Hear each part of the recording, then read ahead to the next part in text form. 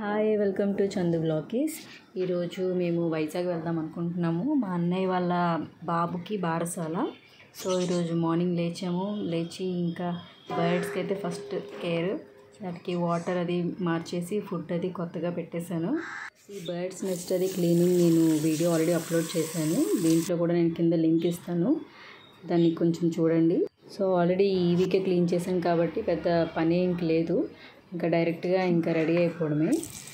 ఇంకా ఈ morning routine అది అందరింట్లో ఉండేదే, కానీ హెల్దీ మార్నింగ్ రొటీన్ డిఫరెంట్గా ఉంటుంది. మా ఇంట్లో ఉన్న మా అత్తయ్య, మా మావయ్య గారు, నేను, మా ఆయన, మా పిల్లలిద్దరు, వీళ్ళందరికీ ఒక్కొక్కరికి ఒక్కొక్కటి కావాలి ఎర్లీ మార్నింగ్ లేవగానే. ఫర్ ఎగ్జాంపుల్ మా అత్తయ్య, మా ఆయన టీ తాగుతారు, మా మావయ్య గారికి నేను ఎన్ష్యూర్ ఇస్తాను. నాకేమో ఈ పౌడర్ నేను తయారు చేసుకున్నాను, దీన్నేమో నేను యూట్యూబ్లో ఆల్రెడీ అప్లోడ్ చేశాను షార్ట్లో, దాని లింక్ నేను పెడతాను. ఈ పౌడర్ అయితే నేను తాగుతాను. సో ఈ కిస్మిస్ బాదం అనేది అందరి కోసం. మా పెద్దమ్మాయి ఓన్లీ కిస్మిస్ బాదమే తింటుంది. పాలు వీలైనంత వరకు అవాయిడ్ చేస్తున్నాను. ఇచ్చినా సరే పౌడర్ పాలే ఇస్తాను, నేను ప్యాకెట్ పాలు అది ఇవ్వను. మా చిన్న అమ్మాయికి కూడా పౌడర్ పాలే, తను కూడా పాలు తాగుతుంది మార్నింగ్ లేవగానే. ఈ కిస్మిస్ వాటర్ అయితే మా పెద్దమ్మాయి తాగుతుంది. సో ఒక్కొక్కరికి ఒక్కొక్కటి అనమాట. ఈ పౌడర్ ఏంటంటే పాపకి పాలు సరిపోవట్లేదని చెప్పేసి నేను తాగడం మొదలుపెట్టాను. పాప పాలు అయిపోయి తను మానేసడం కూడా అయిపోయింది. ఇంకా నాకు ఇది తాగకపోతే నా డేస్ స్టార్ట్ అవ్వదు. అండ్ ఈ టీ కాఫీలు తాగే కంటే ఇదే బెస్ట్ అనిపిస్తుంది కదా. ఇక్కడ నేను ఒకే గిన్నెలో అందరికీ పనులు కానించేస్తాను. ఫస్ట్ మా పాపకి వాటర్ అది బాయిల్ చేయాలి, మర్చిపోయాను యాక్చువల్లీ ఈరోజు. ఆ తర్వాత అందులో నా వాటర్ బాయిల్ చేసుకుంటా, ఆ తర్వాత అందులోనే మా మావయ్య గారికి పాలు వేడి చేస్తాను, మళ్ళీ అందులోనే మా అత్తయ్య మా ఆయనకి టీ కూడా పెట్టేస్తాను. అంతే, అది ఇంకలా సింక్లోకి వెళ్ళిపోతుంది. మన ఈ మార్నింగ్ రొటీన్ అంటే తెల్లవారు తీసుకునే ఫుడ్ మీద ఆల్మోస్ట్ మన మెంటల్ హెల్త్ కూడా డిపెండ్ అయి ఉంటుంది అంటారు. ఎందుకంటే మనం అసలు వాటర్ రోజు తాగేవాళ్ళు ఒకరోజు తాగలేదంటే వాళ్ళ కడుపు అంతా ఏదో ఎంటీగా ఆకలి వేస్తున్నట్టు పట్టేసినట్టు ఉంటుంది. సో అలాంటి వాళ్ళకి ఖచ్చితంగా డైలీ ఒకటే ఉండాలి. కానీ ఈ మధ్య నేను కొన్ని వీడియోస్ అయితే చూశాను, చాలా రోజుల నుంచి నడుస్తుంది. అంటే మనం చదువుకున్న చదువు, మనం ఇంతవరకు చిన్నప్పుడు మన పేరెంట్స్ అయితే చదువు అని కొడుతూ, లేకపోతే మనం ఏదో ఉద్యోగం చేస్తున్నాము, ఏసీ రూమ్లో ఉండేవాళ్ళమని. అలాంటిది నేను ఇక్కడికి వచ్చి గిన్నెలు తోముతున్నాను, పిల్లల్ని చూసుకోవాలా, ఈ నీళ్లు పట్టాలా, ఇవన్నీ కడగాల, ఇవి తోమాలా, బాత్రూమ్స్ క్లీన్ చేయాలా, ఇవన్నీ రోజు చేస్తుంటే ఉన్న ఫ్రస్ట్రేషన్. వాళ్ళు అంటే ఒకళ్ళు స్టార్ట్ చేస్తే అది మిస్ఇన్ఫర్మేషన్ అవుతుంది. యాక్చువల్గా నా వరకు అయితే అలాగ అంటే చిరాకు పడడం అది వేస్ట్ అనిపిస్తుంది. ఎందుకంటే మనం ఎందులోని తప్పించుకోము. కానీ ఒకటైతే చెప్తాను, మనకి ఇల్లు ఉండబట్టే కదా మనం ఇల్లు క్లీన్ చేసుకుంటున్నాం, ఈ వాటర్ మనకి రాబట్టే కదా వాటర్ పట్టుకుంటున్నాము, ఈ ఫుడ్ మనకి ఉండబట్టే కదా వాటి గిన్నెలు తోముతున్నాము, మనం ఇంత హ్యాపీగా ఉండబట్టే కదా మనకి పిల్లలు ఉన్నారు, వాళ్ళు కూడా హ్యాపీగా ఉంటున్నారు, మనం పెంచుతున్నాం. ఒక స్టార్టింగ్ నుంచి ఒక మనిషిని పెంచడం అనేది చాలా కష్టం. ఎందుకంటే మనం ఎలా ఉండాలో మనకే తెలీదు. ఇంకా పిల్లలు తప్పు ఒప్పులను మనం చూసి వాళ్ళు ఎలా చేయాలి అలా చేయాలి అని చెప్పేది నిజంగా అది దానికి చాలా డేర్ ఉండాలి. ఎందుకంటే పిల్లలు కూడా మరి నువ్వు అలా అబద్ధం చెప్తున్నావు మరి అలా. సో ఇవన్నీ ఆలోచించుకొని ఒక మదర్ మెంటల్ హెల్త్ ఉంటుంది.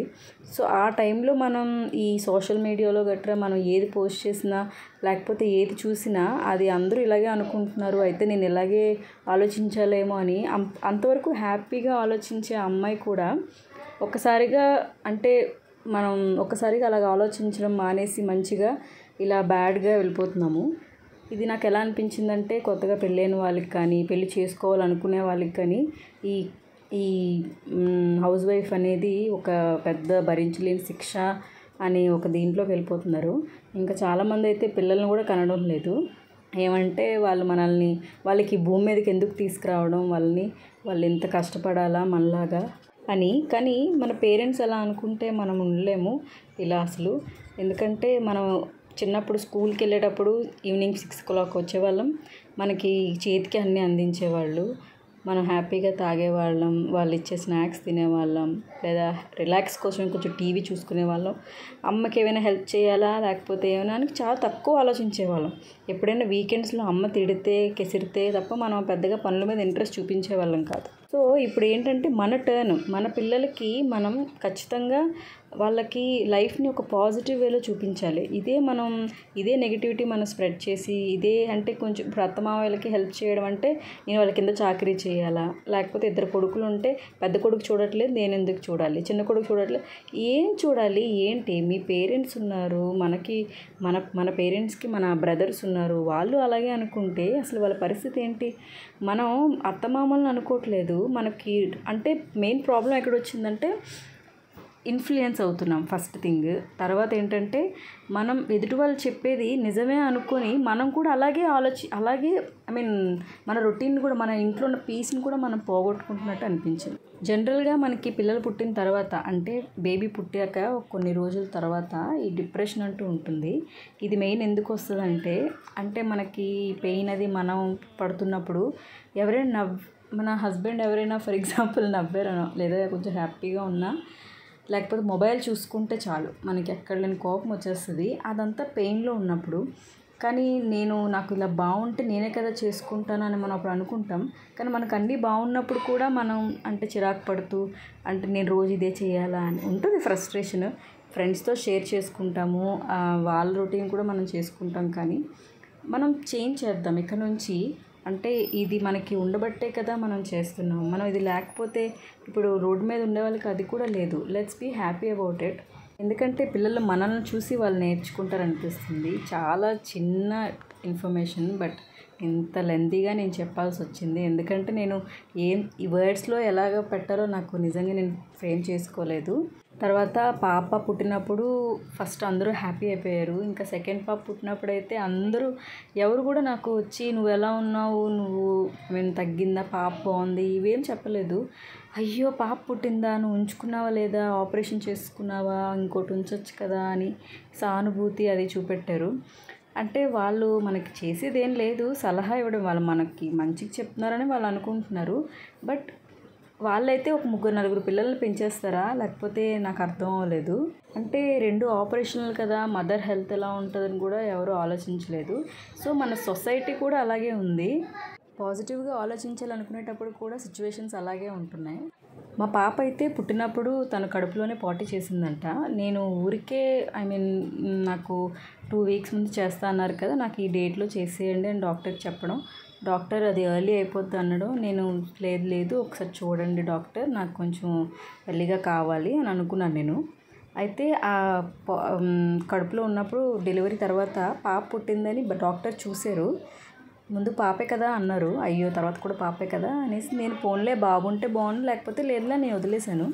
అప్పుడు డాక్టర్ ఏమో నిజంగా అదృష్టవంతురాలివి, పాప పాటీ చేసింది, నువ్వు ఈరోజు కాకుండా రేపు డెలివరీ చేసినా పాప ఉండకపోవచ్చు అనే మాట నిజంగా నాకు చాలా షివరింగ్ వస్తుంది.